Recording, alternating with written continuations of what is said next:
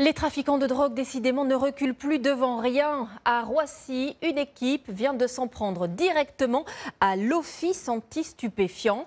Elle a tenté de cambrioler les locaux de cet organisme pour récupérer des produits qui avaient été saisis un peu plus tôt dans la journée. Le scénario est digne d'un film, vous allez le voir, car les braqueurs ont suivi des balises cachés dans les paquets et ils sont toujours activement recherchés. Les explications d'Esther Lefebvre, Marie Belot et Guillaume Vuitton. Le lieu est volontairement tenu secret. Quelque part dans l'une des zones de fret de l'aéroport de Roissy, parmi des entreprises privées, les locaux de l'OFAST, l'Office anti-stupéfiants, ont été visés par une tentative de cambriolage vendredi soir. En voici la porte blindée, forcée.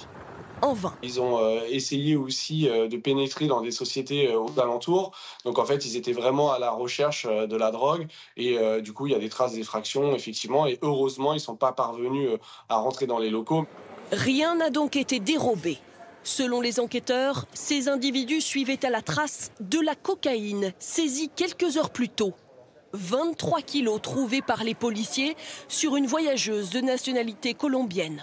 Or, les paquets étaient, semble-t-il, géolocalisés par de petits téléphones ou des balises glissées à l'intérieur. Cette tentative d'effraction à Roissy est inédite, mais pas étonnante aux yeux des experts. À partir du moment où vous avez un enjeu financier aussi important, donc des marchandises pesant, entre guillemets, environ 1 million d'euros, qui est dans un local relativement accessible et qu'en plus vous parvenez à localiser, c'est pas tout à fait surprenant qu'ils essayent, qu'ils tentent le tout pour le coup et qu'ils aillent pour tenter de récupérer leurs marchandises.